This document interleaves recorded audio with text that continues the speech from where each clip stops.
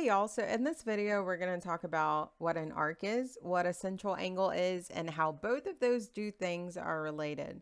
So let's start off first with this circle, and let's talk about arcs.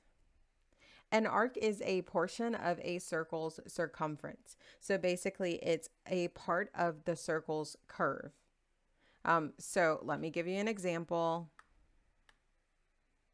A part of this circle's curve could be like this part right here. That's a part of the curve.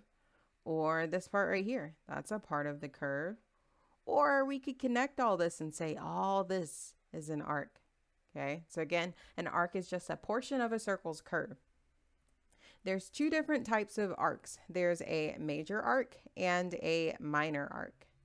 So a major arc is greater than or equal to 180 degrees.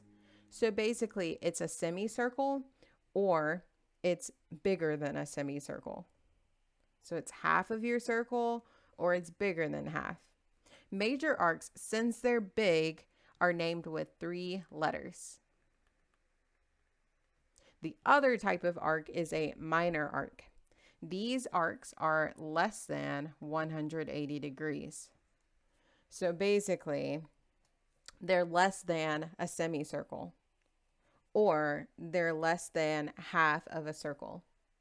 Since these arcs are smaller, these are named with just 2 letters. So let's practice. We've got some circles. It's the same circles from the previous slide. And we've got arcs that are highlighted on each image, and we need to name the arc. Remember, if it's a minor arc, we're going to name it with 2 letters. And if it's a major arc or big arc, we're going to name it with 3 letters. So in this first one, it's highlighted from C to D, and that's less than half of the circle. So I'm just going to name it with 2 letters, arc CD. Or you could name it arc DC. They're both the same thing.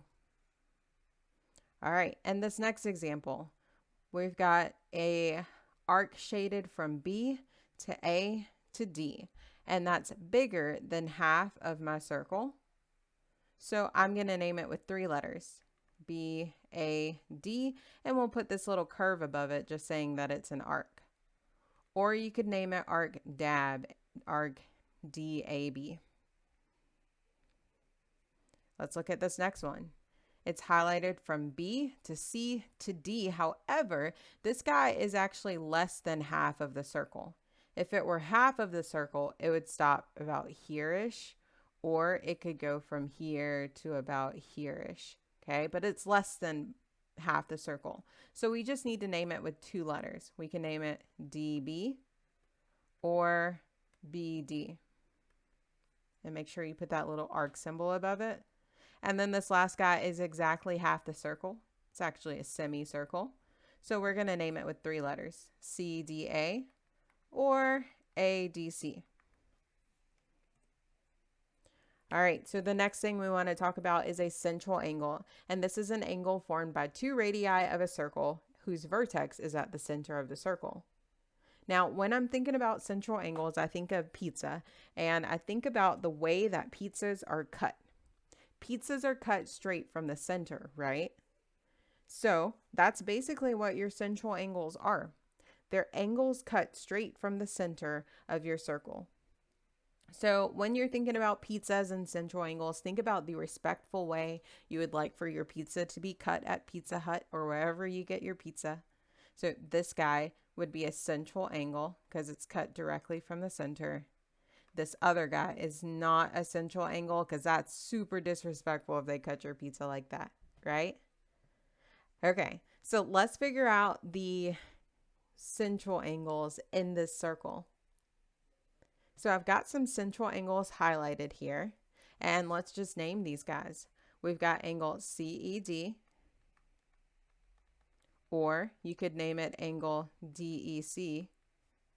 We've got angle BED, or you could name it angle DEB. And then we've got angle BEA, or you could name it angle AEB. So those are all central angles because they're center. or their vertex is at the center of the circle, and they're created by two radii or two radiuses. Okay, so here's the relationship between your central angles and arcs. The measure of the central angle is equal to the measure of the arc. Let's practice figuring out what angle goes with what arc and vice versa. And to practice this, I'm going to think about slices of pizza.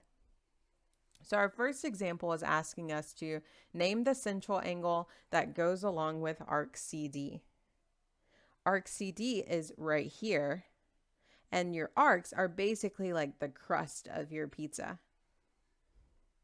So we're thinking about if we were to cut out a slice of pizza that had that crust, what angle would go along with it?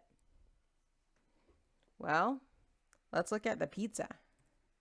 So I've chopped my pizza with just the crust that I want, and I chopped it straight from the center of my circle.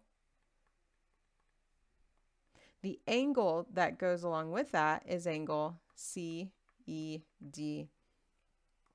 this guy right here.